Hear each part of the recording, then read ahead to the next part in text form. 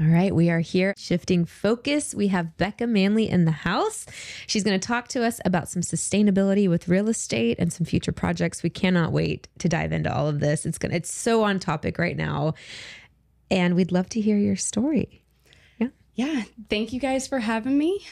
This is actually my first podcast, so I'm a little bit nervous. Bear with me. So a little bit of my story. I guess the fast-forwarded version of it would be I went to school at Auburn, went to school for psychology. War Eagle, baby. I know, War Eagle. I know. You never know what people's reaction is going to be with that. So, yeah. You got I went to school at Auburn and then, like, sort of... Bama. Yeah, get past it. Her entire friend circle's either Bama or Auburn. Oh, yeah. Mascot was... I mean, there's nowhere else, honestly. Yeah, I agree. Sorry, from the West Sorry, Coast, Bama from fans. like all the Cal USC people out there. That's all right. It's all right. They're all Yeah, joining. it's okay, They're all right? It's joining. okay. They're all joining the SEC and Big 12 anyways now. Oh, So there you go. Yeah. Sorry to interrupt you. No, that's okay. Yeah, so I went to school War at Eagle. Auburn. In the middle. We're just going to have random outbursts of War Eagle everywhere. I know. So I went to school there, and then I moved to Destin, which is where I live now. I started working for a criminal defense attorney, and so went from a criminal defense attorney to working video production and marketing. And then I dipped my toes into health and wellness. I have like a fascination with how the body can heal itself when given the right tools, and that's a whole other topic. So I did that, and then actually got into real estate kicking and screaming. And it's sort of like an interesting story because how I got into it was actually a lady that did my birth chart. So she was doing a reading for me for my birthday. And she ended up, she's like, oh, all your money's in real estate. All your money's in real estate. And I was like, oh, please, God, no. Like, I was like, everybody and their mom is a real estate agent. Like, please, no. And after doing a road mapping session with one of my mentors, at the end of it, he's like, okay, can we agree that everything here on the right is your passions? Everything here on your left is, your vehicles? And I was like, yeah. And he's like, would you be surprised to know that 80% of your passions all have to do with real estate? And I'm like, oh, are you sure? Can you redo it, please? He's like, please. one more time. I don't think that was right. Because a lot of it had to do with saving land and being able to build sustainable communities and all these different things that for some reason I didn't connect it with real estate. So that started. So a few months later, I got into real estate and started noticing quite a few problems within real estate and mostly on the development side. So whenever I started working for this brokerage, or actually prior to that, I was working video production. We did video for after Hurricane Michael hit. And so we were videoing the aftermath of that. And then a few months later, they asked us to come back to show, hey, we're rebuilding. We want people to come back. So when we went to video that, one of the first things that sort of sparked was I was like, we're building the exact same way that we just now saw get completely flattened and destroyed. So that was, one thing that had happened. And then when I got into real estate, one of the first properties that I was going to be listing had all these like beautiful trees on it. And I was so excited. And one of the first people that looked at it was an investor that was like, oh, well, I'm superstitious, so I'm going to cut down all the trees. And I was like, and I about had a breakdown. And so it started. Oh, yeah, no, for sure. I relate. I cry. I mourn. Oh, I mourn yes. the loss of trees. she hates driving down 98 and seeing them clear something. She's like, no. Oh, I hate it. Oh my gosh. I hate it. Yeah. I'm like, I'm going to come in. If I had millions of dollars, I would buy hundreds of acres and I would save the trees. I would just sit with it. I'd be like, nobody touch it. Exactly. Nobody touch it. Oh, Leave yeah. the trees, man. Exactly. That's another conversation. We can get into that. Yeah, oh, for sure. Well, and we definitely will. Yeah. So superstition, and he wanted to cut the trees down. It wanted to cut the trees down. Monster. I know. I was so disappointed. Yeah. So it got me sort of thinking about real estate in a different way of like, okay, like there's obviously a lot of problems out here. And so how can we fix them? So I ended up going to my brokers in October of 2021 and was like, and verbatim was like, I don't understand why we keep building the same shit over and over again, watch it get destroyed by a hurricane, and then build it again. Like, it makes zero sense. So if we are going to be building, can we make it more eco-friendly? Can we make it more resilient? Can we make it more this and that?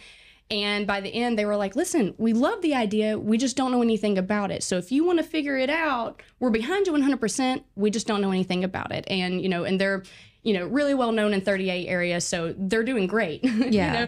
So they're just like, yeah, but if you want to figure it out, go for it. I was like, okay. So I ended up sort of Challenge accepted. Exactly. So I sort of took it upon myself and started gathering different architects and engineers and general contractors, and was just basically went in saying, hey, here's a problem, here's my vision, and I want to fix it. I don't know how, but I know you do. So congratulations. Like, you're going to work with me. Yeah, that's amazing. Good for you. Well, recently so that's the where we're now. couple tornadoes that came in and hit like Freeport and Panama City, you saw that. Did you see those like stacked little condos that were on its side? Someone locally said that the exact same ones fell when Hurricane Michael came. Like the exact. So they've rebuilt the same one, as you said, the exact same way. Yep. And they're just tipping over. Yeah. Exactly. And then we wonder why the insurance companies are fleeing Florida like freaking mice in a, I don't know what would be an example. What would mice be in? Mice in a subway station, but they're not. They're more rats. Those are rats. Yeah. So what? Fleeing. Yeah. People fleeing people fleeing California and New York to come here to this beautiful state. And then they're here, and then they're like, for us, I can't say what other people, but what we've been talking about in our community is everyone's escrow mortgage accounts have just been going up. I mean, ours went up 30% in the first year, and it's now $1,200 total in 2 years per month. Escrow. We've gone up. I'm like, how do people buy houses? Yep. They buy it thinking, I can afford that mortgage. They do a calculator for it. And then 6 months in, they're like, psych, we're going up. Yeah. And then the next year you're like, okay, maybe that was just a fluke. And then the second year you're up again. And so what we're seeing is people can't afford their houses anymore out here. So Florida's in a deep doo-doo there. And then also when people want to rent their house, they're like, okay, I'll just rent it. But now what they can get renting wise versus what they owe on their escrow, they can't afford it anyway. If that makes sense. Yeah, our neighbor's doing it. He's got to leave. And he's like, I'll just rent it because I love the area. But his mortgage is $4,100 and it's a 3-bedroom that won't rent for more than like $3,500. So I have to sell it. I have no choice now. He can't, he's taking a hit. So I don't know if you can speak on that, if you have any insight as to if that's maybe building more sustainability wise would help the insurance companies feel more confident. They won't have as many claims. You know, what kind of benefits do you guys offer with your new builds? Yeah, so I can't go too in depth with exactly what we're offering, but I will say we got some exciting things. Yeah, exactly. Yet. But we got some exciting things coming down the pipeline.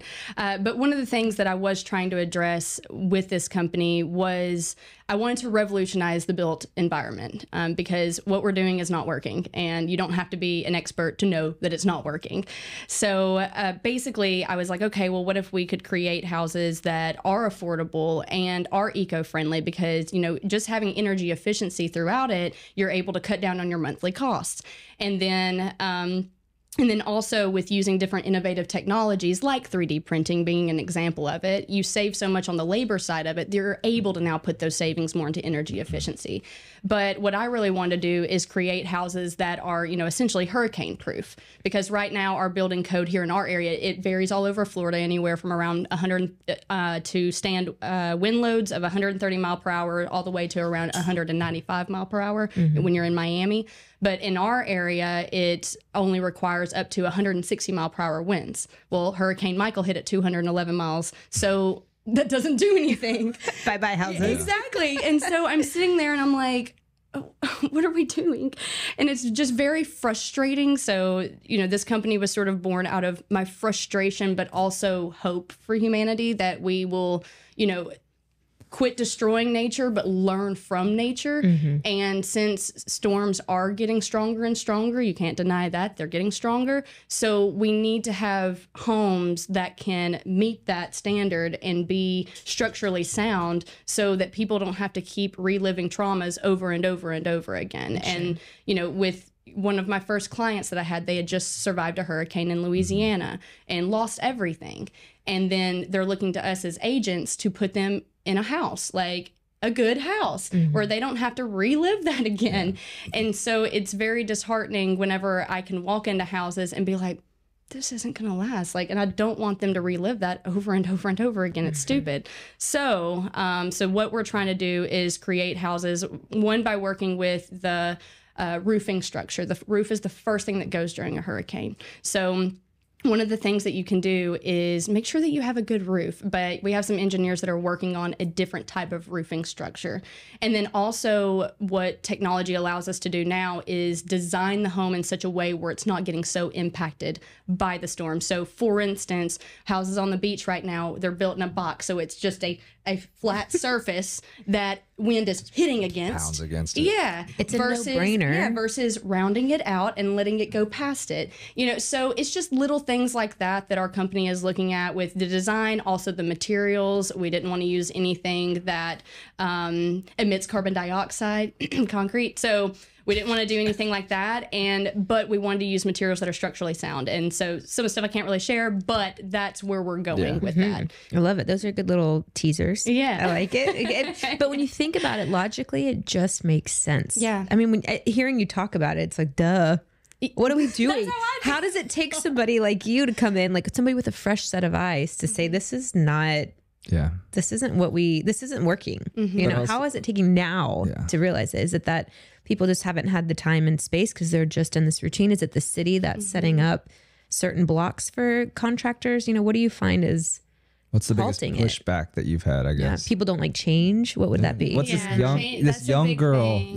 in this area coming in and changing things? Has that been a big like struggle for you trying to get their minds to shift? Oh my gosh. So I'm a 28-year-old female going into engineering firms and architect firms and going to inventor ceremonies, inventor expos and all of that. And so you're at like an expo where it's about inventions. And I had people be like, well, that's never been done before. And I'm like, you do realize that we're at an invention expo. Like, Hello. none of this stuff has been done before, you know? But yeah, so I've had a lot of pushback with, you know, just me being a female in general. But what I will say is, I think one of my biggest strengths is I'm not an expert in construction and development, which is funny because my company is going to be construction and development. But my strength is I'm not. And I've had a lot of people be like, oh, well, did you major in construction management? And I'm like, no, if I did, I'd probably be part of the problem. Right. So it's mainly, I think my strength is I'm not an expert, so I'm able to see it with a fresh set of eyes and just know that it's sort of up to our generation and below to change the way things are, because right now other generations seem to be okay with mediocrity and I'm just not. Yeah. So the biggest thing has been change, because change is scary. Yeah. And you know, and just people they're scared of things that they don't understand. So the main thing is getting a product out there where they can go in, touch and feel and see the whole process be done. Because until then, they're sort of like, I don't really know and I don't really believe you until you prove otherwise. So they're like, okay, you're cute. And yeah, you're like, exactly. Hold my beer. Exactly. Yeah. Well, I definitely have said to people, I'm like, listen, this is the way that the future is going, whether you like it or not. So hop on the train or move out of the way. Like those are your only two options. Yeah. Well, you're talking about being an expert. So how did you find experts around this team that you're doing? Because you're claiming, you know, I'm not the expert. So how would one start if somebody has a vision like you do? So a couple of different things on that is, yeah, like you said, I'm not an expert, don't claim to be, probably never will be. I'll remind you of this conversation in a couple of years where you're like, boom, I'm an expert. I'm an expert. Ask me questions. I got this. I got it. So one of the biggest things that I found is just in entrepreneurship in general is I think we have a different idea about it. There's been different ideas, or at least me, I was very conditioned to, you have to be working hard in order to get something done. You have to be studying hard in order to get something done. And, you know, even with real estate, make 100 phone calls and you'll get that one yes. And I'm like, why not just be still and figure out what that one yes is and call them? Like, you got a yes, not because you did 100 phone calls. It's because you called the right person. So a big part of how I found the people that I have is I had to learn how to be still and just act when I felt inspired to do so. Gosh, you sound like my wife right now. Ta-da. I'm like, babe, let's go. We gotta do some stuff today. She's like, I gotta be still and figure this out. I'm like, well, I'm gonna go get some shit done right now. No, absolutely. But I agree with you though in terms of this the constant grind where it's like, you gotta, you get a burnout. But you know what you're doing first, but yeah, continue. Yeah. So not acting until you feel inspired to do so. And you'll be amazed at what happens, because sometimes I can walk into a coffee shop and meet somebody there that, you know, is now a client, or I can just meet somebody randomly and be like, oh, like, because I was late for something, it made me have to stop here first. And then I ended up meeting the person that I need to meet. So only acting when I felt inspired to do so. And then another thing that really helped when you are talking to experts, and I think as an entrepreneur, this is just good general advice, is always being curious. Curiosity is key in all of this, because people are more likely to help you if you go in curious versus I know it all. And so I found experts because I went to their place of work and said, I don't know what I'm doing, but I know that you do. Can you help me? And they were, you know, everybody wanted to help. They're like, oh my gosh, actually, I've always been interested in sustainability or 3D printing or, you know, this and that, but nobody's ever pursued it. So yeah, I'm in. Wow, cool. You know, so I think that those were the main things, is acting when you feel inspired to do so, not just doing it because somebody told you need to do it. Just doing it by how you feel. I've had to learn how to always make decisions by how I feel, because every time I thought about it or made a plan, I only ran into obstacles and challenges. So I had to backtrack, and I only do things when I feel that I need to do it. And that's how a lot of my decisions have not made sense to people logically, but I think they've gone pretty well so far. Do you find when you share your goals with people and your dreams and you're talking and you're inspired and you're passionate and you're like, I love this. Mm-hmm. And then the look on their faces are like, don't do that. Don't do that. That's not going to work. Why don't you go do this instead? Do you find that people project their own fears into your passion when you're sharing? Sometimes. Okay. And I will say that it's sometimes, surprisingly, less than I thought that it would be. But I think, and I guess another tip for entrepreneurs is, if you're passionate and you believe in it, you're going to get them excited too. Like, these experts wanted to work with me because I went in and said, this is what I'm making happen with or without you. Like, it's basically what it came down to. Good for you. Yeah. So if you're just passionate about something, they typically will feel that passion too. Now, I have had people that, you know, they strictly go by spreadsheets and analytics and logic, and they're just looking at me like, oh, bless her little heart. Mm-hmm. Like, I'm sure you want to create an amazing company. Like, but I don't know if that's going to happen. But the majority of people are like, man, okay, you're just excited. Okay, I'm excited too. I had a mentor say, I don't know what you're talking about, but I am so excited. Let's go. Exactly. How important is mentorship for you throughout this process? I cannot express how important mentorship is. And I think that we need to rethink is how people think about mentors. Is sometimes people think, oh, I need to hire a life coach or something like that. But mentors can be anybody. I have friends that are mentors. I mean, actually, basically all of my mentors are basically friends. But it's people that you can turn to that can give you a different perspective about what you're doing. Because sometimes when you do have your like close knit of friends, they tend to think just like you, right? So it's sort of useful and helpful to be able to find people that are outside of that scope that can offer that new perspective. Mm-hmm. But yeah, the mentors that I have, I would not be where I'm at right now without them. So I cannot stress that enough. Find a mentor. Yeah. I know that you've talked a lot about, in the beginning, you were expressing all the different positions and the jobs that you've held and the titles you've held over the years. Mm-hmm. Where in your life did you have to shift your focus to step into this arena, into this column of real estate? And how did that feel? What was that like for you? Oh, scary. Yeah. I have had to shift focus a lot within my life, but I think the moments that I realized it was time to shift focus was when my heart was speaking louder than my mind. But again, getting back to being still, you don't know what your heart sounds like versus your mind unless you've been still enough and gotten to know it, right? Mm-hmm. So for me, it's always been when my heart was speaking louder, and again, coming back to how I feel. And again, most things didn't make sense that I did. The decisions that I made, I'm like, well, I'm just going by how I feel.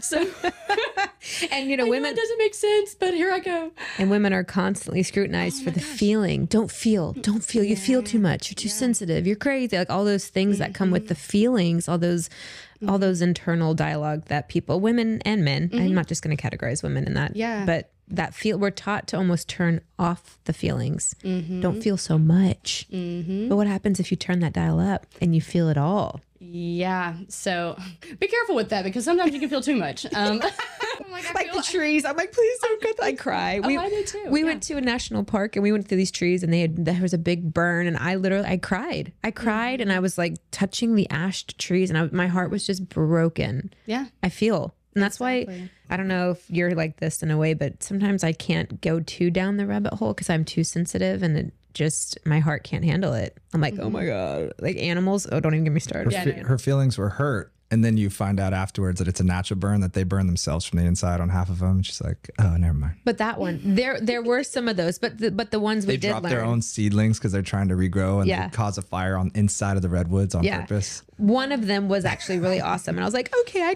I feel better. Like, babe, it did it to itself because it's trying to repopulate. It spits out that was cool. Actual seedlings because it knows that it's going to die like in 100 years. So like it shoots out its own babies. Basically. And some of them don't, like the redwoods don't die when they catch on fire, right? Some of those giant holes in the middle from the burn, they're still thriving.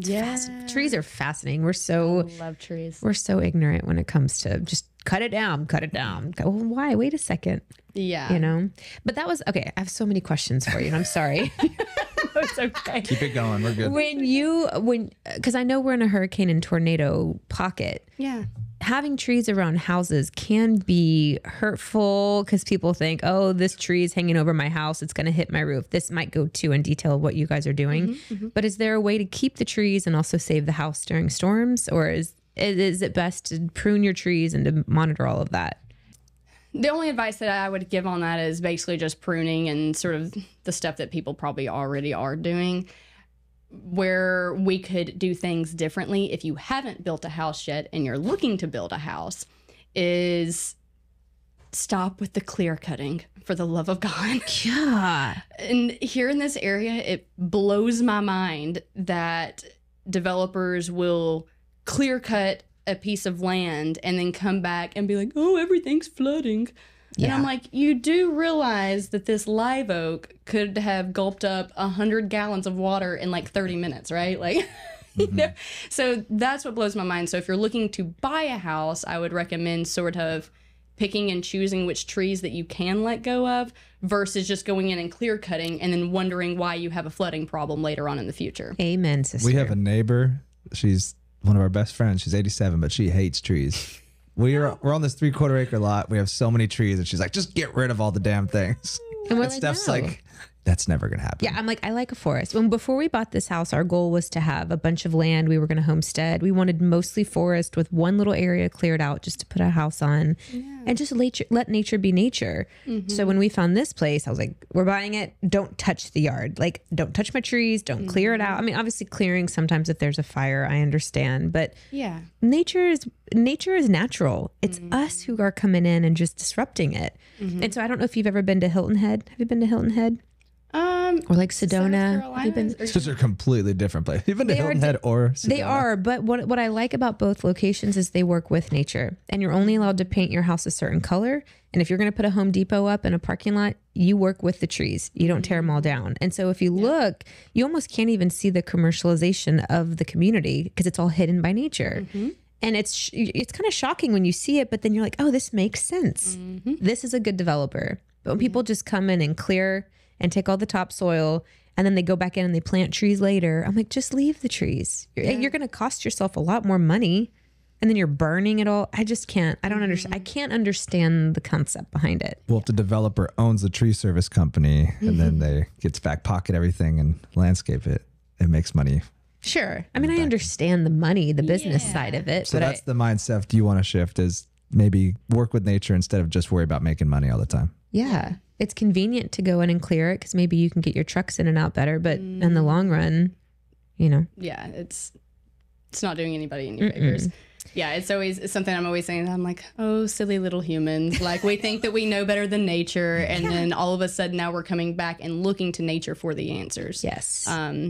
Which is what we should have been doing all along, but nobody asked me, I don't guess. My favorite is, I think it was this administration came out with something and was like, we're going to put these carbon dioxide pulling machines out. And someone was like, you mean trees? We're going to invest like 50 billion into building a machine when you can put trees in the city?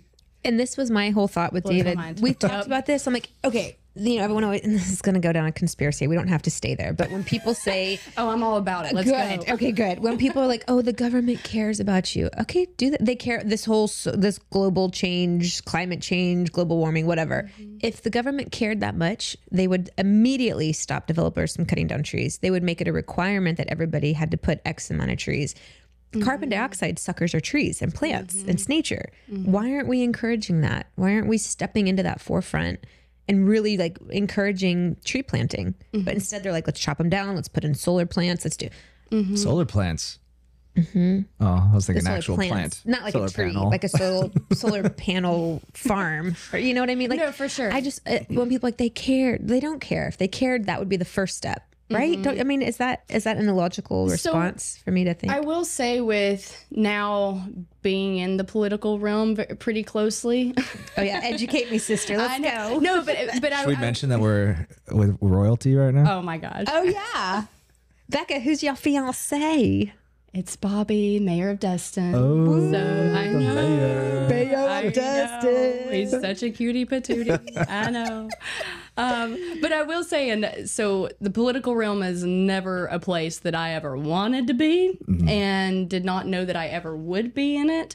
But it's now it's working out because I have now gained a different perspective, and I actually had to add on to what you were saying. I had somebody ask me not long ago, they're like, so like, since you go to all these things, have you noticed, is the government really as corrupt as we think that it is? Oh, great question. I know. And your perspective. Here's my result.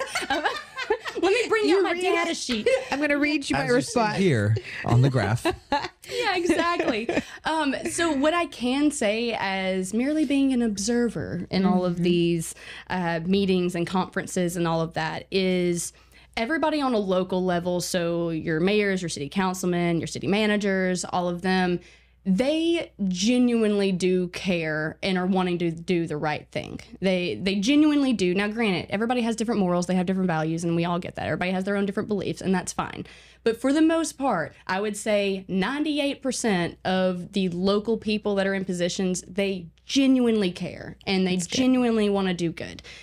Then you go up to the state level and you'll get it probably, I'll give it 70-30. That's my thing of like 70%. They genuinely like want what's best, but also keeping in mind that politicians are in there because they're good with people, right? So like they're people. Like that's what, yeah, you know, it's politicians that are good with people. But sort of the issue with that, and it's great because they care. But once you get to that next level, you know, most of them aren't engineers. They're not architects. They're not scientists or anything. So they get into these positions and then they're like, oh, there's actual problems we have to solve and we don't know how to solve them. We got in here because we're good with people, but now there's problems and we don't know what to do with them. And so you've got your 70 that's really good at the state level. And then, you know, of course, you're going to have the, you know, few that run it for everybody. But then another observation that I made is at the national level, and this is just doing like National League of Cities and everything like that. That's where it starts getting a little shady. You've got, you know, and I will say 50-50 on that. Yeah. You're adorable, man. Starts to get a little shady. Yeah.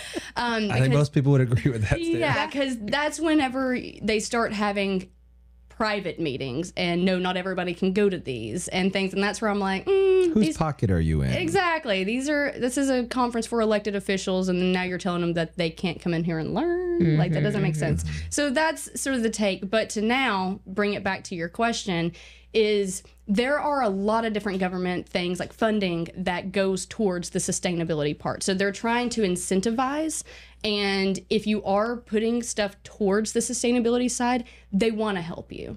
But right now I think that it's sort of in this weird limbo where some people, don't believe in climate change while the others are just like, oh, you're stupid. So it's just sort of this middle ground that they're trying to walk. So they're trying to incentivize, but they can't really say, okay, no more cutting trees. Because then it sort of turns into like a dictatorship. So I think that that's the line that they're trying to walk, is more so not being a dictator, but trying to incentivize the good things that are going on. That makes sense. Yeah. Teach people to maybe just way of breaking it down. would you rather live in a cleaner air, pretty area rather than just industrial and pipes and dirty, without telling someone you're an idiot if you don't believe it, or you're a snowflake if you do. It's like, you could also just be a good person. Yeah. It's like, what if we just all were nice to one another? What if we just picked up trash when you saw it instead of said, it's not mine? Yeah. Oh yeah, it's just the little things that can add up to make a big difference. Yeah, well, people here keep saying, why are the bears? Oh, the bears are in my front yard. Well, it's because we're taking down their houses. They have nowhere to go, so now they're coming to our front yard. So if you don't want them in your front yard, save the trees, save the forests. Exactly. Well, Steph will just put Bring it back to our trees. Steph will just put a little bear kennel outside where they're like, you have a free home, just come in. They got food. I have honey. I have They love beehives, by the way. See? And people think beehives and bears, they think because of the honey, but they're not after the honey. Thanks a lot, Winnie the Pooh. I know. They think Winnie the Pooh's in there with the honey. They don't want the honey. They want the pollen. They want the good. They want the larvae. Oh, and they want the larvae. They want all of it. They don't want the honey. Fun fact. They took down our neighbor's beehive not too long ago. I came out in the middle of the night hearing a bunch of thrashing, and a bear was just picking up the hive and throwing it. Turning it upside down. Because they like the larvae. They like the royal jelly. They go after all the good, and that's what they feed the larvae. Yeah, and the queen. It's fascinating. They don't want the honey. They rip that part off and go right into the brood box. That is so interesting. Yeah. Wow, I've been lied to my whole life. Our whole life. Winnie the Pooh. Come on. That's a good. They almost had it. Almost. Yeah. So, going forward with the holistic realtor aspect, what do you do in your life that people can kind of follow along with, that maybe, I don't know, you do on the holistic approach with your house or your living? What do you do on a day-to-day basis? So day-to-day basis. Daily data basis. A data. basis. Show us the data. Show us your data. Got so much data. You want to try it again? Or are you good? No, I'm good. Okay. It's natural right here. Exactly. So one of the things that I would highly recommend is get some chickens. We've got chickens, and I love those things. Like, they are absolutely ridiculous. They are basically ornaments at this point because they're useless, but I love them. Like, What do you mean ornaments? They don't get eggs or anything? We do get some eggs, but they're the fluffy, silky chickens. Oh, they're so fun. Oh my gosh. They are the most entertaining animal and so much fun. As Frankie just did, the fluffy. The big fluffy How much work though? And how many chickens do you have? I have 12 chickens. And that's the legal amount in your yard, right? I So, think my parents have 12 now. Yeah. oh, love it. So the city of Destin, there's just an ordinance for no bad roosters. So as long as we looked. What's a bad rooster? That sounds objective. LOL. Yeah, I know. Yeah. So basically, if somebody complains about your rooster, then they can do something about it. Like a cockle-doodle-doodler? Yeah, exactly. Cock-a-doodle-doodler? Yeah, exactly. So we have a little garage door on ours where we're like, you ain't getting out till after 7, and then we let them out. But yeah, so I highly recommend chickens because, one, you can give a lot of your scraps to them. So I'm plant-based, so the majority of things that I cook are plants. So I'm able to give the scraps to them. And then also we have a composter that literally sits on our counter. It's called a Lumi, shout out. But it's called a Lumi. She's like looking to sponsor. Looking for a sponsor. I know. So, but it's awesome because it will create pretty much dirt for you 8 hours or less. And so I use that now in our garden, but also for my house plants. A lot of things that people will probably see me do online is I'm like, please bring nature inside, because we already are in these boxes, how construction is just doing now. Traditional construction is just putting you in a box. So it's very helpful to have plants in your home to not only purify the air, but also it gives you that sense of time too, of time passing. So, so that way you can't get too down a rabbit hole. It's great to have plants in there that can sort of remind you of that time. And let's see, so composting the chickens, the plants. If you can do a rainwater collection system, that's, I know that's sort of pushing it a little bit, but a rainwater collection system is awesome. Love that. Yeah. And what would people do with the rainwater collection? The average Joe? Yeah. So You're talking about like the system to get Like if it were us, if we had You this house, drink it, rainwater, you what can would use what it would for your you? garden, all that stuff, right? Yeah. Yeah, I was about to say basically I would like reuse it for irrigation, or if you had chickens or something, perhaps chickens, for their water or any type of animal, you can do that. What I really love, and especially looking at with the houses that we're wanting to build, is you can basically create living roofs. So I'm sure you've seen that with the plants hanging off of it. But what you can do now is there's a lot of roof systems that you can put your pollinator plants on it. And then as the water filters through, now it can refilter it back up through your house. And so you can use it for drinking water or for showers or, whatever you need to do. So I think Ecosystem in your house. yeah, exactly. It's creating an ecosystem. And everybody loves their front yards. Everyone out here is constantly using sprinkler systems. Could you use it for your sprinkler system?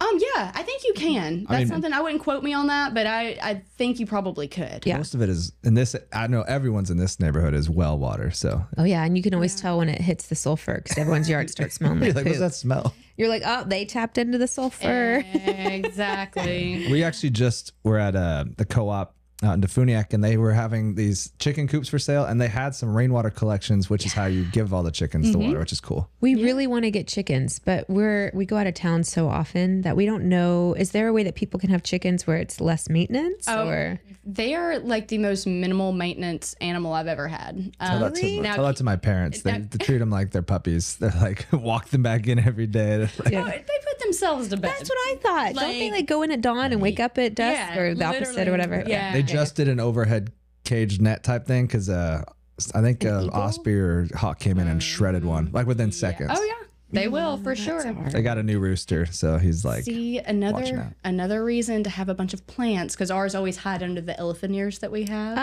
So you let them roam wild. They're just wild, So free I rangers. let them out. Yeah, so I let them out during the day, and then they put themselves up at night. I just go and shut the gate. So How many acres do you guys have? oh, we are on a 1/4 acre. And they don't go out into the streets or anything. I mean, they're in our backyard. You have a fence. Yeah, It's a fenced backyard. Yeah, privacy And fence. how tall fence we talking? This is like a 6-foot fence. Oh, so no worry about I was about them. to say a coyote could totally clear it, Yeah, but yeah. we don't really have any in our. I know that there are some, and people have seen them. Yes, because we keep destroying their homes. Back to that. But That'd be downer. I know, right? Poor little coyotes. Aren't they but we also a haven't had any mosquito? problems. Aren't they a mosquito repellent? Don't they eat all the bugs? People eat who all are the like bugs. anti-bug spraying their houses with all these bug termite stuff. Like, get some chickens. Get some chickens. Well, termites, a whole nother. Yeah, that's but a yeah. yes. I'm sure chickens. But all other insects, yeah, they take them out. Yeah, absolutely. So they are awesome. Like I absolutely love them. I want to go back a little bit when you keep talking about where you shifted was being still. For people who don't understand what it takes to be still, what would be some tips they could do to get still? What does that look like to the average person? Okay, so there's a reason it's called a practice. Is because it's something that you have to do on the daily basis. And I think the easiest thing is breaking it into smaller steps. So a lot of times, what you'll hear a lot is like, oh, the best time to meditate is 30 minutes in the morning, 30 minutes before you go to bed. But some people, they can't do that. They don't know how to sit still. So my advice would be to maybe set a little timer for a minute, 2 minutes of just sitting there and just being, not looking at your phone, not doing anything like that. Just sit there. I promise it's going to be okay. It's not gonna be okay. It's not going to be okay. I have to scroll Instagram, otherwise my brain is will. life? Otherwise, I'll have to think. And yeah, exactly. But I think that because sort of going back to, we've been so conditioned to not listen to our guts and to sort of think logically about everything, and everything has to be hard. So some of the best piece of advice that was given to me is like, how can you possibly know what your emotional guidance system is trying to tell you if you've got all this noise going on out here and don't know how to listen to it? So if anybody is interested, I would recommend Joe Dispenza. He's a great one. I love following Joe Dispenza on everything, and he sort of shows you how to rewire, quote unquote, rewire your brain. And what I love about him is he has the science behind it. Because some people are like, oh, meditation, oh, it's woo-woo. But like, no, he has the science behind it that shows exactly what's happening whenever you do sit still and whenever you focus on certain things. And then also, if you're just beginning, I would recommend the app Headspace or Insight Timer. I'm a big Insight Timer fan. Yeah, big Insight Timer. Because you can go anywhere from, 3 minutes or a 1 minute, here's 1 minute of affirmation. So anywhere from 1 to 90 to 120 minutes of, so whatever stage you are at, you can find something for it. So that would be my advice on that. What I do whenever I get still, and this was taught by my mentor, was going to this place of everything is done, just sinking into the feeling of everything is done, because we have a bad habit. Yeah, I know. We have a bad habit of people going, well, what do you see yourself doing in 10 years? What do you see yourself doing in 5 years? Doing. So it's an action. So our brain automatically starts going, okay, well, how did I get there? How did I get there? How did I get there? So you're now setting up all these resistances to the person you want to be. When you think in the space of everything is already done, doesn't matter what it is, but everything is done, just sinking into that feeling. For me, it's relief and joy. So if I can just sink into that feeling, now I have direct access to that energetic person I just created, and I bring them here, and that's how I make my decisions. So it's just more so tuning into the everything is already done, just the feeling of it. Ooh, I feel that, man. That gives me the that's inspiring. That's why everything, when it comes to business or whatever it is, you don't say, how do I get there? You start at the end and you work backwards to everything. Exactly. People plan their own funeral so they know where their life went. Yeah. And people will say, if you want to hit an X amount of number, work backwards. How many products do you have to sell? How many service packages do you have to sell? Work backwards, get that number, and then go get those, and then you're there. Like, it's actually much simpler than we think, but we hold it in this space of the ether that's unattainable. Yeah, people think it's unattainable, so they don't look at the end or accomplishment. They start here and like, I'm stressed out, anxious, just trying to get there. It's like, don't. Yeah, I love what you Everything said. you said was really good. So you think start with a minute. Just start and just let the thoughts come. Just don't judge yourself. Think of it as clouds. Just like see them go and wave them goodbye, like, and be done with it. Yeah. And because I think people have a bad misconception about, like, you are your thoughts. You're not your thoughts. Like, I hope I'm not my thoughts. God, I really hope so. Don't they say you have like 500 thoughts a minute or something? Yeah, it's something crazy. If we were our thoughts, we'd be psychotic. Exactly. I mean, we might be a little bit. We all are. But yeah, the advice would be just to take 1 minute, then work it up to 2 minutes, then work it up to 5 minutes, and just do that. Because now on a daily, or I try to do it daily, is I can sit, let's say 4 years ago, I'll give you this example. 4 years ago, I hated being still. I was told to be still for a month, and I was like, oh no, I got to be doing something, because if I'm not doing something, I'm not valuable. And that was sort of, if I'm not working hard, I'm wasting time, and it's so wrong. It's just so wrong. So back then, like 4 years ago or so, I couldn't sit still, and I didn't want to sit still, but I started forcing myself to, and I'm like, no, I'm going to lock myself in my room until I can calm down and like get everything just to a stillness. And now I can sit for 45 minutes to an hour in a meditation, no problem. So it's working your way up. It's not going to happen overnight. That's why it's called a practice. So start with a 1 minute, 2 minute, 5 minute, and then keep on going. So I love you do a darkness retreat, or have you done one? I have not. I've done the float tanks. Oh, those are great, aren't The they? darkness retreat is where you spend like 3 days, 4 days in darkness, pitch black, where you can't see. Have you heard of these? No, where you don't I've know heard the silent time. retreats, but I haven't heard of Darkness retreat. The dark silence. Aubrey Marcus It's did like one, right? Aubrey Marcus, Aaron Rodgers, like before he made his comeback, and it's like, just they come out as a different person, because you're stuck with your thoughts with no sound, no light, no nothing, and you come out just like.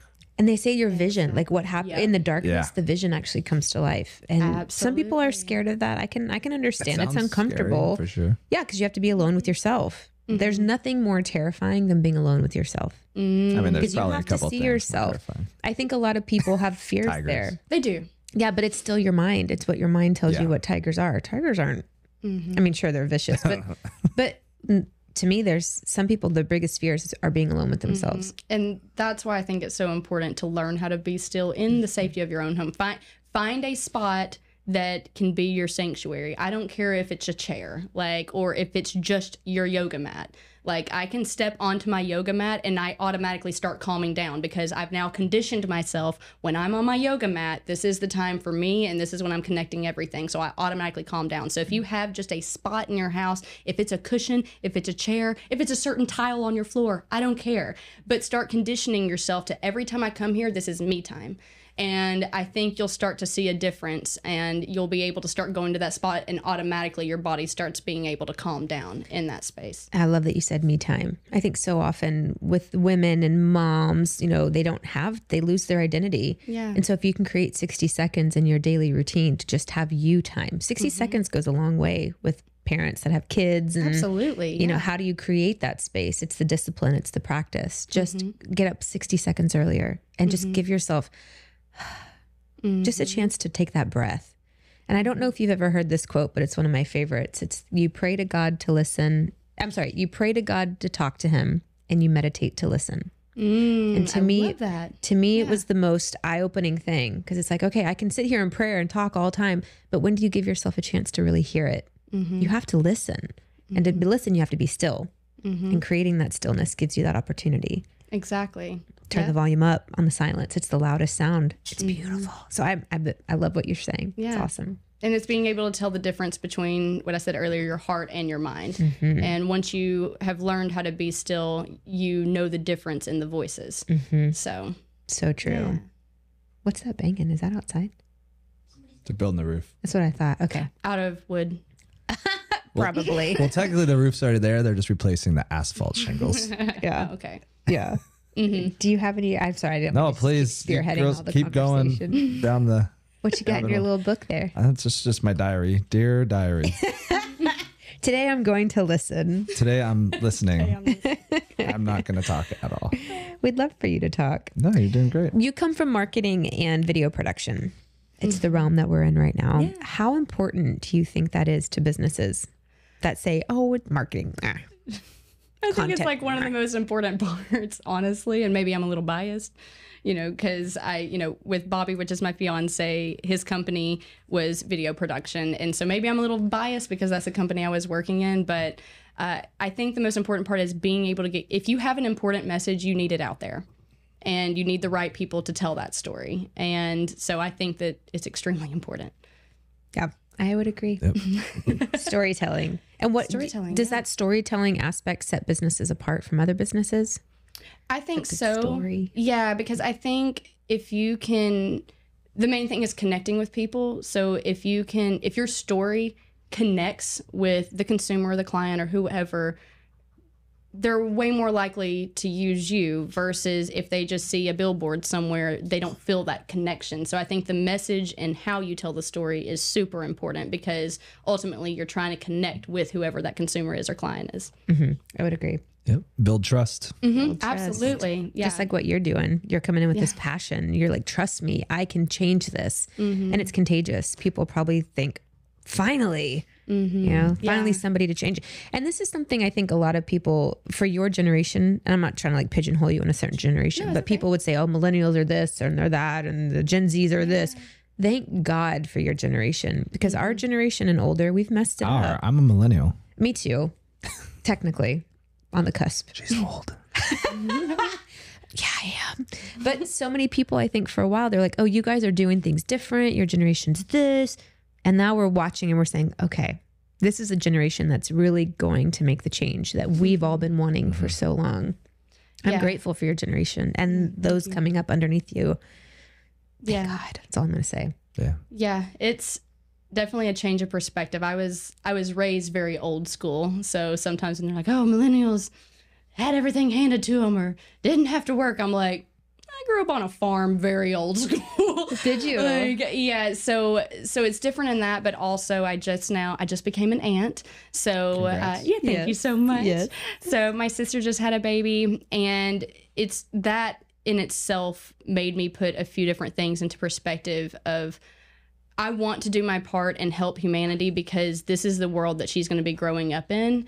And I know everybody's always like, oh, leave the world better than you found it. And it's sort of cliche at this point, but it's so true. And at this point, I've sort of seen that it's up to us because most people I talk to, they're like, oh, well, I'm going to be dead anyway, so it doesn't matter. And I'm like, thanks. Now you left it with that. Yeah, I know. And I'm like, great. Now you left it with me. Thanks for that. Yeah. I'll clean up your poo. Yeah, Thanks exactly. A lot. So we'll clean it up and then we're getting yelled at. You're not doing it fast enough. So I think that if just more people, I guess around the idea of had bigger dreams, like if your dream doesn't scare the shit out of you, your dream is not big enough. Like, But going after those big dreams, if you have something that you're extremely passionate about, like the universe is going to conspire to help you achieve it. So it's like putting that dream out there and just knowing that you can make a difference. Some people feel like they can't make a difference.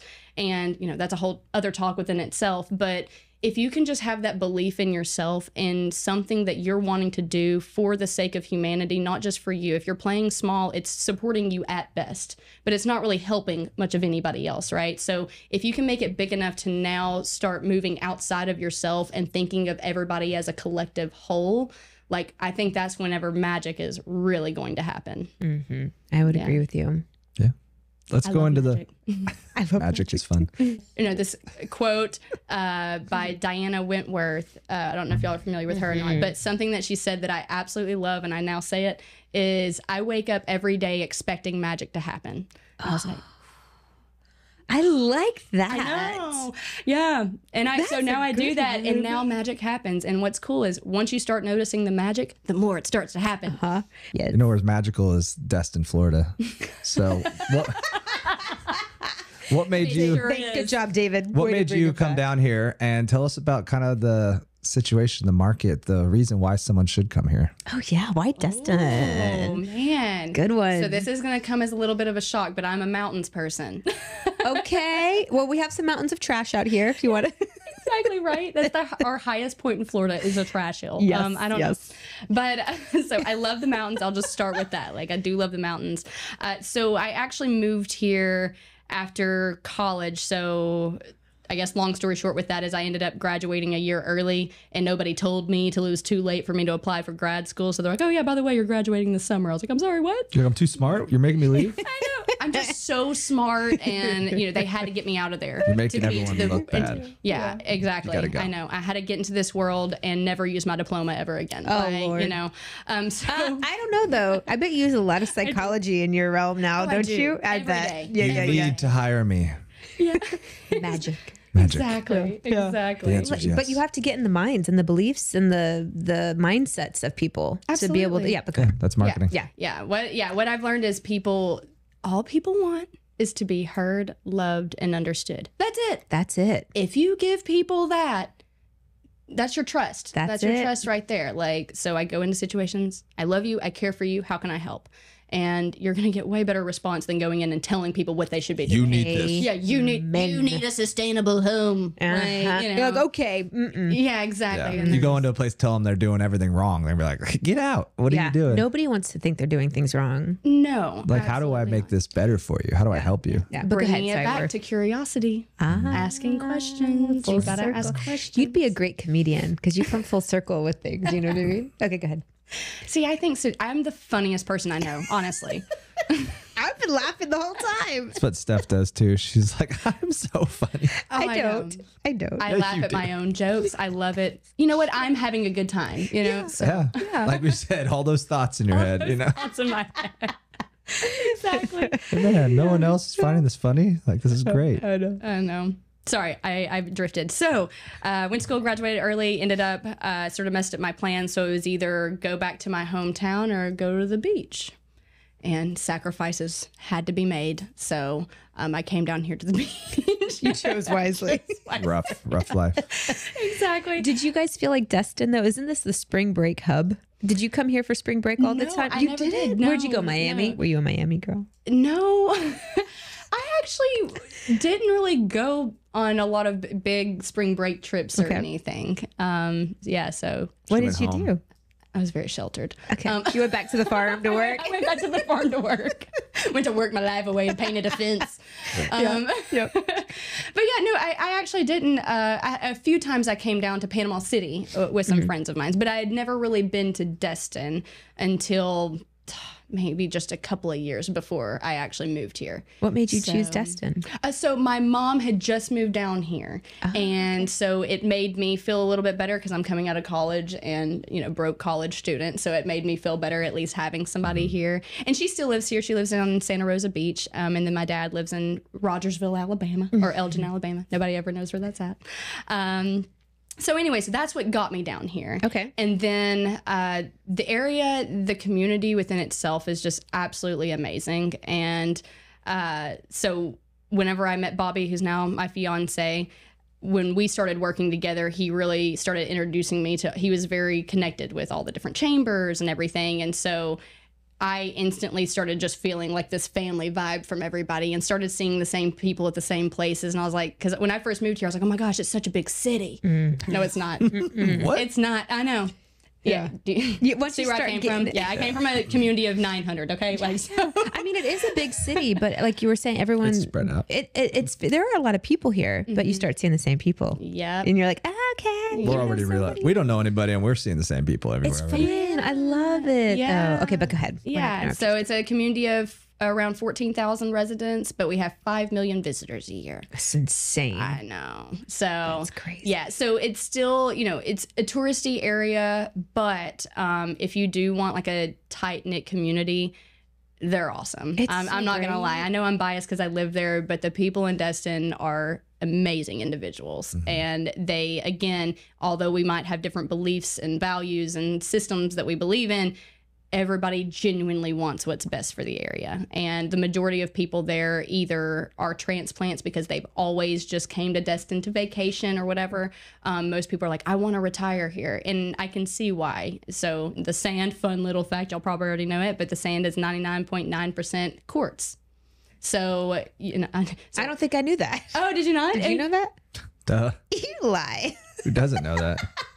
Yeah, so know that's what makes our water so special, and the reason that it's like the Emerald Coast, right, is because of the sand, but also because we have the Choctawhatchee Bay, and so it collects the majority of the rivers run into that, and so it allows the silt to like settle before it comes into our Gulf. So that's why you can go to Panama City or you can go to Pensacola and you're like, wait, their water isn't near as clear as Destin. And it's because of that.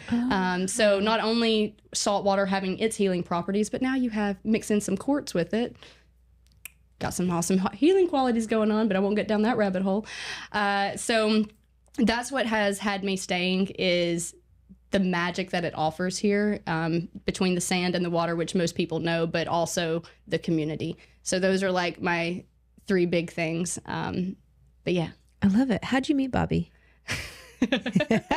Story time. So I just had a mutual friend of ours named Savannah. I met her at AJ's watching the Alabama-Auburn game. War Eagle. Exactly. So I met her there, and since I had just moved here, she was like, hey, like every Monday, me and a big group of us go to Pepito's, RIP, it's gone now, but she's like, a big group of us go to Pepito's to do Margarita Monday. You should totally come. And so I went, and at the time, it was her and her at the time fiance, and then Bobby shows up. And so me and him both looked at each other like, oh, I guess we're double dating now, and just were like laughing about it. No, seriously, we're dating. Yeah, I don't. You're like, no, really. No, seriously, put a ring on it. Like, seriously. Yeah. I'm yours. Okay. You're taking me home. I'm yours, you're mine. Yeah. So we met and we became like best friends. He started inviting me to go everywhere, and I was like, okay, awesome. And so we were just going everywhere, and and then he ended up asking me out around like 6 months later, and I had no idea that he was going to ask me out. How was that? Were you like, are we still going to be friends if this doesn't work? Or did you have any, or were you like, oh, finally? Well, he asked me out in a very sweet way. So what do you do? I know. He said, listen, I'm going to be the mayor. Of the Munchkin City. Are you going to be the first lady, or how are we doing this? Yeah. I hope you're ready for this. Yeah, no, the political realm was not on his radar really at that point in time, which is funny within itself. But so he ended up asking me out. He had me like a dozen roses. I won't go down like the full rabbit hole, but basically he had like a dozen roses. He had this scroll wrapped up in this shell that we had gone on this god awful paddleboard excursion that he took me on. And we like picked up these shells, and so he ended up wrapping that around the scroll. And so one was like just a handwritten note to me that was just sort of like, hey, thank you for being you. And then the other, we're big into Disney and we're big karaoke people. Okay. Yeah, fun fact. So, all right, hit it, Frankie. I'm just kidding. A whole new world. Like, go for it. So he ended up taking lyrics to all these different songs, and it was like a note to me. So it started off with like Pocahontas, the funny things about rivers is you can't sip in the same river twice, water's always changing, always flowing. And then it ended with, I don't want to steal your freedom, I don't have to change your mind, I don't have to make you love me, I just want to take your time. And then he asked me to dinner, and it's sweet, right? So I was like, oh my God. And so I was like, how could I say no? I said no. Stop. Aw, no. Not today, Satan. Yeah, but I was like, so I, and at the time I was like, just had gotten out of a relationship and was like, no, I'd really rather not, don't want to lead you on, blah, blah, blah, blah, blah. And anyways, and he was just like, the best thing he ever did, he was like, dude, we've been friends now for 6 months, put a dress on, we're going out. And I was like, okay. And so from there, he took me out on a date, never once made a move on me, and which was so nice. And when we got back to my door, he was just sort of like, hey, hate to be a friend that fell for you, but here we are. So, I don't have to make you my girlfriend to want to spend time with you. I just sort of want you in my life no matter what. So I just wanted you to know how I felt and like, have a good day. Like, so it was awesome. And you're like, get back here. Fine. I'll be your girlfriend. I know. I'm going to ruin your life. I know. And so we were together going on 6 years. And and he proposed to me this past November. So. Oh my Congratulations. gosh. Yay. How did he propose? That's what he did to ask you to be his girlfriend. I know, right? Was the engagement just as romantic? It was great. We like to talk about it that it was sort of, it's great, and then it turns into an SNL skit real quick. So basically took me to the Florida caverns. I had a best friend of mine that was staying with us at the time, and he was like, hey, tomorrow we have plans. And I was like, he never really like makes plans like where we have a time that we need to do something, because he's very like lenient with times. And he was like, no, we have to leave by like this time. And I was like, huh. I got in the car with my friend, I like whipped my head around, and I was like, what do you know? I know you know something. And she's like, she was just like, yeah, he said that y'all are going to the Florida caverns because it's y'all's anniversary. And I was like, oh shit, it is our anniversary. So it's happening. I know. So that's what threw me off, is I was like, oh, it's our anniversary. Oh, okay. And so we ended up going to the Florida caverns, and then there's this certain part of it where they turn off the lights and say, here's what it's like to live in this, to live in these caves back in the day. And so they turned off all the lights. We're talking about it, and then when they turned it back on, he was down on one knee. Yeah. In front of everybody. So it was a private tour. Okay, and this is where it turns into an SNL skit. It's a private tour, and he had like told like the tour guide and everything. He's like, listen, she doesn't want anybody around, so like beat it. We can always like like disappear, and then we can always reenact the proposal for photos and all that kind of stuff. Yeah. So when they turn on the light, she's like videoing with her phone. Then most people know, but I'm not the biggest fan of children. Like, I'm just not. And about that time, while Bobby's in the middle of asking me to marry him, this group of 30 like field trip kids come through. Stop. The corner. And I was like, I didn't hear a word you said. Like, you were so focused on them. Yeah, ruining I was your so moment. like, oh my gosh. And so later that night, I was like, no, seriously, I need you to restate all of that because I did not hear a word. Well, you could ask Steph. Even if there were no kids, you probably wouldn't have known. You black out. Oh, you do. You black out. I made up a whole story on how David proposed, and he's like, I didn't say any of that. I was like, I called my mom. I was like, yeah, he said it's been a long time coming. He's like, I never said he's a California boy. Why would he ever? It's been a long time coming, wifey. Didn't say. I don't know what he said. I just was in shock. Yeah. It was very romantic what I said. Yeah, I'm sure he could make it up. Yeah. He could make it up. And I thought there were what we people do. hiding. I was like looking around. I'm like, where's everybody? And he's like, there's nobody here. Looking under the cushion. Because he even said, he's like, all right, everybody come out. And I panicked. I was like, who's here? And then I kept thinking there were people there. It was just, my mind was just not in the right mindset. When you get proposed to, you're just, yeah. Exactly. You have in your mind what you think it's going to be, and then it happens and you're like, what? This wasn't what I thought it was going to be. I know. But it's great. But it's great. It's It so is, sweet. Oh my absolutely. God. And they're so nervous. Oh They're my so gosh. nervous. Yeah. I'm like, did you really think I would say no? I live with you. I've been with you for 6 years, bro. I'm going to say yes. Well, Bobby may have thought that she'd say no. She said no the first time on Yeah, the he may have. girlfriend thing. you know. No, he knew I was gonna say yes. He was did. like, that was the easiest thing I ever had to do. Oh, really? Was ask you. He was Especially like, in a cave. He's Yeah, like- he was like, he's like, that's what I was nervous about is things just working out. Yeah. He was like, but he's like, best decision ever made, and the easiest one was asking. And I'm like, Oh, what about your ring? Did you pick it? Did he? Ooh, girl. Whoa. That is so pretty. thank you. It's a moss agate. So my whole thing was, I was like, I don't want a diamond. Don't give me a diamond. Yeah. And I'm very, as we talked about, like I'm very big into nature, and so I really wanted something that, that like I guess corresponded with nature, like was compatible with nature. And I loved the moss agate. And even though everybody was like, "Don't," it's a soft stone, and like this and that, I'm just like, I don't care. It's beautiful. Yeah, so, did he design it or did you Yeah, pick he it out? ended up Did y'all designing go it. and look no, at rings? No. Show the camera. They got to see this thing. You can do it on your finger. Oh, it's so Yeah, it's beautiful. pretty. Why would somebody say don't do that? Well, because it's a soft stone. Okay. Yeah. So for like engagement, might lose ring- Well, You I might know. break it. I might break it. That's the main concern. I break everything. I can't be trusted. I know. I can't either. Yeah. My Apple Watch has a screen protector and an OtterBot, and I still managed to lose the first, lost it. Yeah. Fell off when I did a dive into the water. Gone. And I had Gone all these forever. protector things on it, and the watch just Took off. gone. And when we were filming it, so you can see it. Well, you jumped in with it on, and then you're like, I did it. And your hand is empty Yeah. in the next shot. So, You're like, oh, I'm with you. yeah. But things aren't I'm meant not to the most last forever. I'm not the most responsible. I'm not. Like, Hey, you still have the ring I since do. November. I still have the ring. You done It's good. been 4 months, so I'm good. I'm doing good. Are y'all gonna get married in Florida? Are you gonna go do No. something? Bama wedding? No. Where are you gonna go? I don't know yet. But probably somewhere because Elope. In the mountains? I'm really wanting to just elope. I was like, I'm gonna make it easy for everybody. Nobody's invited. I'm just joking, no, we'll probably do like immediate family or something. But Good luck. I know. But no, I'm such a mountains person. He's such a water person. So probably somewhere that maybe has like a waterfall or something. So I don't know. So if anybody has any ideas, drop them to me. 'cause Hey, that's when we get off this podcast, I'll give you $1 billion. perfect. Not really. I'll probably give you 3, but it'll be great. Yeah, that's okay. That's so exciting. Yeah. All right. What else is going on? You got all this holistic stuff. What goes on in the area that people can be a part of helping any situation, cause, pickups, Yeah. tree planting? Trash. Is there anything Beach going on? cleanups? Is there? Yeah. So Do you know people want stuff in the area? Because we're new and we did beach cleanups all the time in Miami when we were there. Yeah. So there's actually a lot of beach cleanups that happen.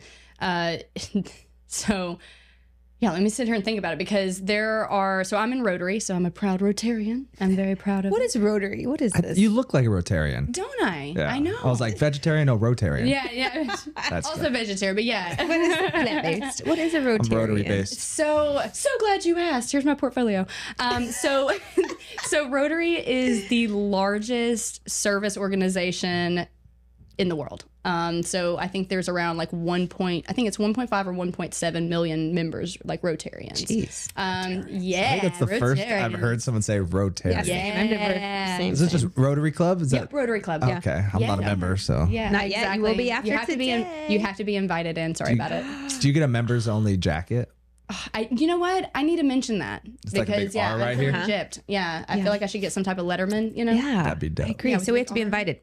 Exactly. I know you have to be invited in. So I'll see who I can talk to. All right. Come on. Well, let's hear about it. What is it? Yeah. first? Talk about being a Rotarian. Yeah, so it's the largest service organization in the world. So basically, everything that they do is all about service. So the whole motto is service above self. So anything from community projects. So like one thing that we do is like food for thought. So helping pack backpacks. We do fundraisers that support local charities. We typically pick around 3. And then also we have, we're lucky in our club because we have someone, Zalman, who created a nonprofit out in Liberia. And so basically they have now built a school and like orphanage for kids, and which is incredible. And so anything from digging wells so people can have fresh water around the world to building wheelchairs for people to like literally every possible thing you can think of service wise, Rotary is like a part of. And so that's what being a part of Rotary helped me realize how much you can do when there's a collective effort and like how big you can create ripples whenever you're doing something good. So love it. Absolutely love it. So that's like a little bit about Rotary. It's very massive though, so there's a lot to it. And then I'm also part of Trees on the Coast. Bobby is executive director for that, and so we do education and conservation. So we plant trees. We do a lot at elementary schools, and so teaching the kids about exactly back to Sign trees. me up. I know, back to trees. And we definitely need volunteers on that, and I've got to start being better about that because Bobby has definitely planned a few events, and it was when we were planting 15 trees at the elementary school, and he's like, 4th grade class to come to help us. I'm like, okay, awesome. And so we're out there, and you have like 4 different 4th grader classes come out, and they help us plant like 1, 2, 3, 4 trees. And then I looked at him and I was like, let me guess, the other 11 we're planting, so we need more volunteers. Sign me up. Exactly. Call me. So tree planting, beach cleanups, you can learn about those. So either following the Rotary or following Trees on the Coast. There are a lot of local groups that just do it. The high school is really good about just getting out there and doing it. So we can keep you posted on that. And typically I post a lot about it too. If I do have an event that's coming up, I'll post about it on my pages.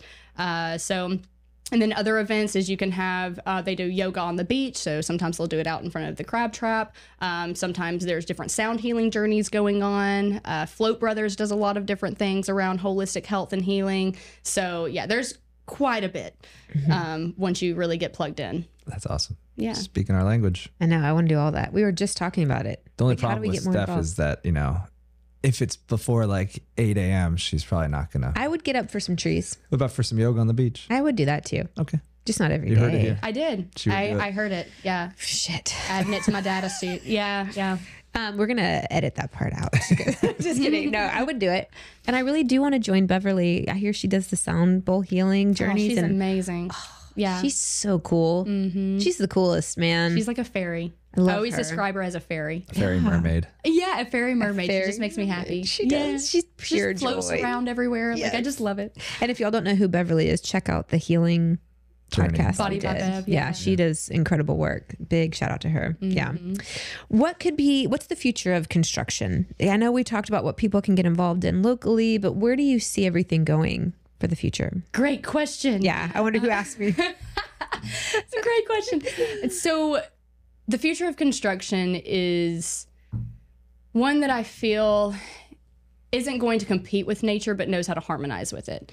So again, it's coming back with my comment of like, silly little humans think that we know more than nature. And, now nature is really showing herself and we're like, oh, we don't know anything. And we can't even make structures that, can can withstand nature right now. So I think the main thing is going to be building structures that harmonize with nature. And so again, with not clear cutting, but learning how to build around nature, making it fit into the environment. And then, even using native landscaping. So that's just a small component of it. Houses that can actually generate their own energy, that can recycle, reuse their water, so with rainwater collection systems or the pollinator plants, whatever it is, the designs, I think, will use more of the fractal patterns and more looking to nature for design and looking at right now people look at lots, but they just look at the lot lines and maybe the elevation on it before they really start designing homes. But I think more so now looking at the trees that are on the property and learning how to design your home around them. So, which is really exciting, especially if you're using something like 3D printing technology to where you can build around nature. Oh, I see. Right. I see. So, bring it back to that a little bit, but dropping little hints. exactly. I gotcha. And especially with, the hurricane regions and everything, that's something that one of the first places we're trying to go is with areas that have been affected by hurricanes and still haven't been able to rebuild, like Port St. Joe. And that happened in 2018, and it's still devastating. There's still people that live in campers on their lot because they can't afford to build a home. So making houses that are energy efficient, sustainable, and affordable. Maybe saying attainable versus affordable. People get the wrong idea when you say affordable housing, but attainable housing. And because I think that everybody deserves somewhere that they feel safe in. And that's like our root of what we need is stability, right? And just security and feeling safe.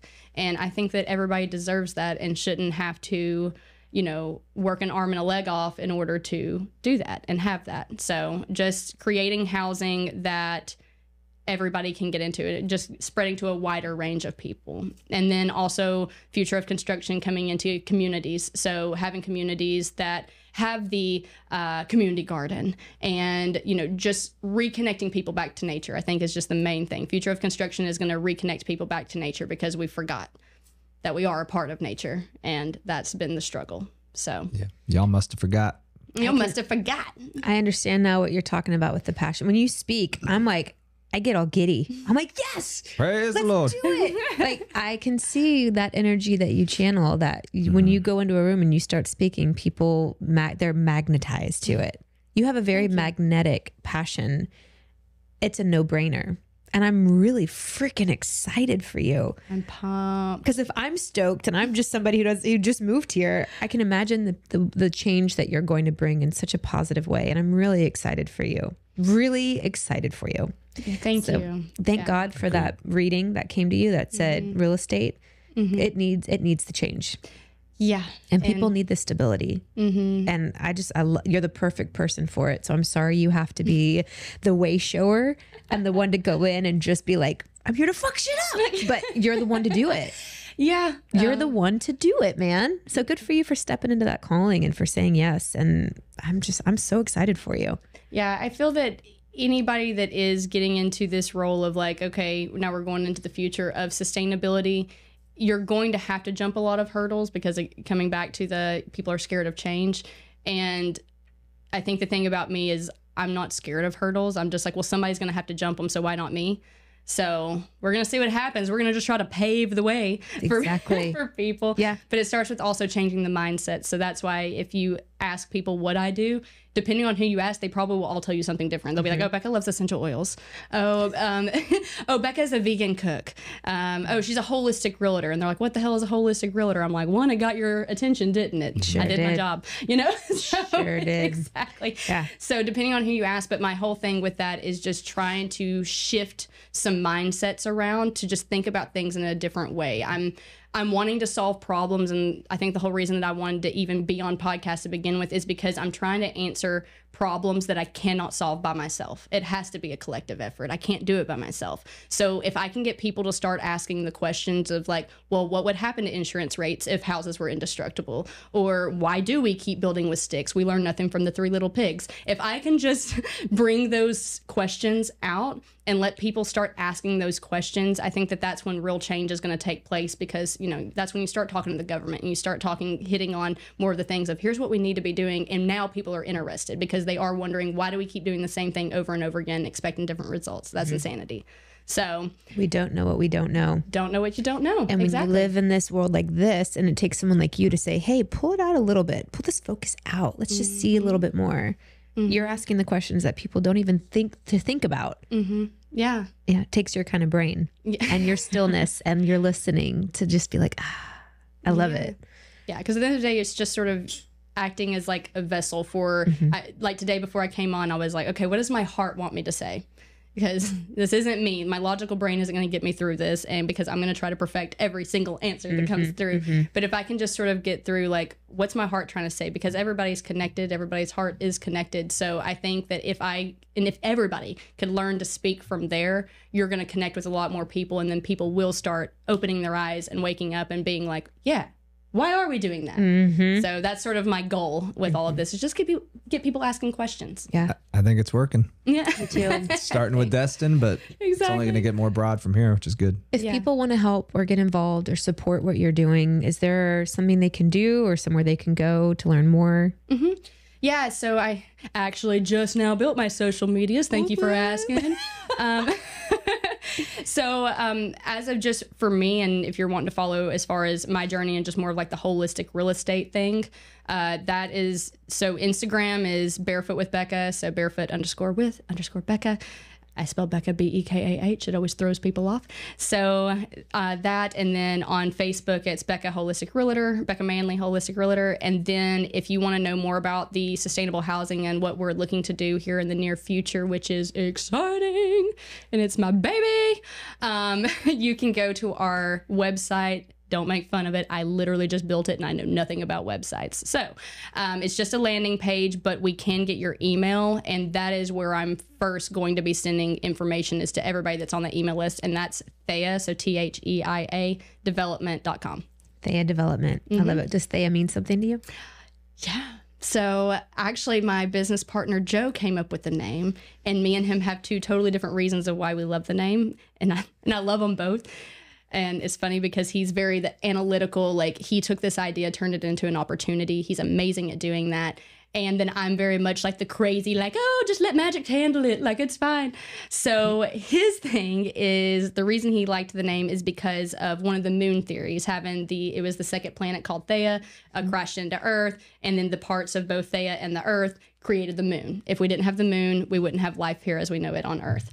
And I typically take that a step further of like, the direction that we're going, this is like a critical time. If we don't change how we're doing things, it's going to change life as we know it here on Earth. If we change how we're doing things as a collective, it's going to change life as we know it here on Earth. So I love that. So that's his. And then what I love about it on my side is Thea is the Greek goddess of light, sight, and vision. So I like it. See, there's your story. There it is. Now you know Thea Development, right? Yep. So, And they both make sense. They both make sense. Exactly. Thea both I makes like sense. mine better. He said Thea both makes sense. He's making making a dad joke pun. Wow. It went over my head. Yeah. Sorry, I had to explain it to you. I live with them. I'm used to these ridiculous things. Exactly. That's okay. I can't wait to have you back on at the end of the year when you guys have launched and you can dive more into the nitty gritty. Exactly. But until then, we'll be looking forward to those email blasts. Yeah, and getting some information as you guys evolve. And if there's anything we can do to help support you along the way, please don't hesitate to reach out. We love what you're doing. Yep. Thank you. Yeah. Bekah, thank you so much for your time. Yeah, thank y'all for having me. That's a wrap with Bekah. We'll see you guys next week for episode 19. See ya. See ya.